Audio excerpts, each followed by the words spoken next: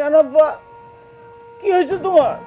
মাইনছের আব্বা বাড়িতে আনার সময় কত কিছু সাথে লইয়া আয়, তুমি আমগুলোকে কিছু লইয়া আহ।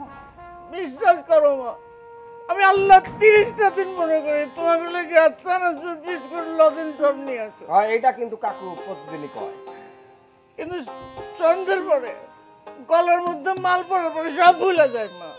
চাইপাশ খাও কেন আব্বা? সেটা আমারে জিজ্ঞাসা না করে তোমাকে 10 সাল মানে জিজ্ঞাসা আমি কেন খাইছো? চাচি এই বুইড়া বান্দরটার ঘরে ঢুকা। এই রেস্তাম, খবরদার তুই আমার ধরবি। এই রিসুন কি কইতাছি? এই বান্দরটার ঘরে ঢুকাইতে কইতাছি না? এই রেস্তাম, কাকু তুই আমার প্রধান সেনাপতি, তুই আমার পক্ষ না নিয়ে তুই তোর চাচির পক্ষ নিতে চাস কেন? কাকু আমি আপনার পক্ষেই আছি কাকু। যুদ্ধের ময়দানে শুধু মারামারি কাটাকাটি চলে না, শান্তি আলোচনাও তো চলে, চলে না? চলে। আমি আপনারে ঘরের ভিতর দিয়া ঘর থেকে বাইরে হয়ে চাচির লোকে একটা শান্তি আলোচনা করুন, বুঝছেন না? শান্তি আলোচনায় আমি কেন থাকুন না? কাকু আপনি হলেন রাজা, আপনি থাকবেন রাজ সিংহাসনে, শান্তি আলোচনায় থাকলে আপনার মানিজ্য থাকবো। এটা অবশ্য তুই ঠিকই কইছিস। এই 10 জন মহিলার সাথে আলোচনা বসলে আমার তো মানিজ্য বলে কিছুই থাকবো না। জি কাকু, চলেন না, চলেন। চল মমতা সরো, একটু সরো। আপু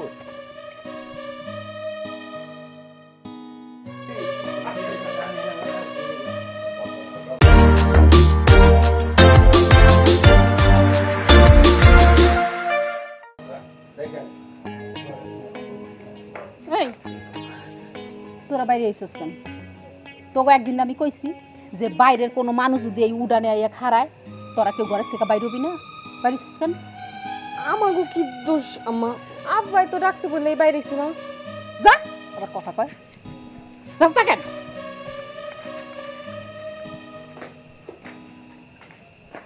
চাচি তাহলে পরে আমি যাইগা, মেলা রাত হয়েছে তো। সাইডে ভাত খেয়ে যা। এটা আপনি কি কথা বললেন চাচি? সারাদিন পাগলের মতো এদিক ওদিক ঘোরাঘুরি করি, কোনোদিন কেউ ডাকে কয় না যে একটা ভাত খেয়ে যা। চাচি আপনি শুধু মা, মমতা ময়নার মা না, আজ থেকে আপনি আমারও মা চাচি। সেটা আমি তোর মা, পাগলের মতো কাঁদতেছিস কেন? জন্মের পর নিজের মাকে হারাইছি তো, আপনার আজকে আমি আবার নতুন মাকে পাইলাম। আপনি আমার লেগে দোয়া করবেন মা। আরে সালাম করতে হইব না। তাহলে আসি মা, আসসালামু আলাইকুম।